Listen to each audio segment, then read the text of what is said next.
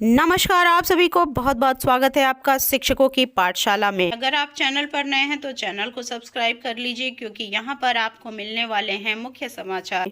आज की भाग दौड़ भरी जिंदगी में कैंसर एक ऐसी बीमारी उभर कर आई है जिसका नाम सुनते ही रोंगटे खड़े हो जाते हैं। सोचिए, अगर यही कैंसर की महंगी दवा आपको नकली मिल रही हो तो फिर क्या होगा। ऐसी ही नकली दवाओं का गिरोह पकड़ा गया है दिल्ली पुलिस की क्राइम ब्रांच के द्वारा। कैंसर के इलाज में कीमोथेरेपी में उपयोग की जाने वाली दवाओं को नकली दवाओं के रूप में प्रयोग किया जा रहा है, और ये दवाएं कौन प्रोवाइड करा रहा है, इन सारी चीज़ों का खुलासा हुआ है। साथियों, आपको बताते चलें कि महंगे ब्रांड की जो दवाएं हैं जिनको कीमोथेरेपी में यूज़ किया जाता है, उन्हें शीशी में भर करके और ये गिरोह जो है वो सप्लाई करता है। अर्थात कि जो महंगे ब्रांड की जो शीशियां हैं जो कीमोथेरेपी में यूज़ की जाती हैं, उन शीशियों को डिस्पोज कर दिया जाना चाहिए, परंतु यह गिरोह जो है उन्हीं शीशियों को इकट्ठा करके उसके अंदर कोई भी हल्की फुल्की ट्रांसपेरेंट दवा भर करके और उस ब्रांड के महंगे दाम पर सप्लाई कर देते थे।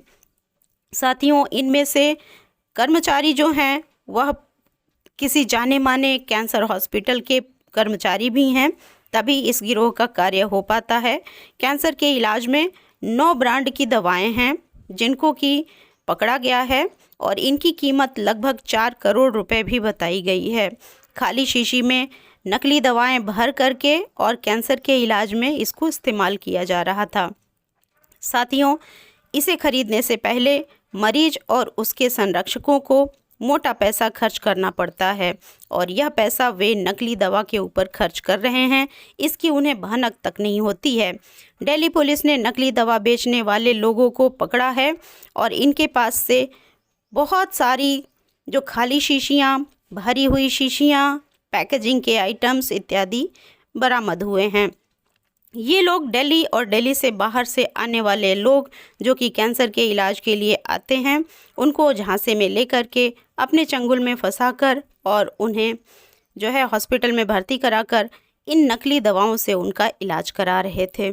साथियों, बहुत ही बड़ा भंडाफोड़ है ये। से खाली वायल ले करके और मोती नगर में डीएलएफ वाली सोसाइटी में इन्होंने 2 फ्लैट्स ले रखे थे जहाँ पे इन्होंने फैक्ट्री बना रखी थी। उसमें ये उन वायल्स को फिल कर दिया करते थे किसी भी ऑर्डिनरी 100 रुपए वाला इंजेक्शन का वायल लेकर के उसका लिक्विड उसमें भर देते थे। और आपको इसके लिए सतर्क रहना है। सतर्क आप इस तरह से रह सकते हैं कि जब कभी भी आप दवाओं को खरीदें, उनकी पैकेजिंग का ध्यान रखें, उन पर डेट का ध्यान रखें, उन पर जो प्रिंटिंग है उसका ध्यान रखें।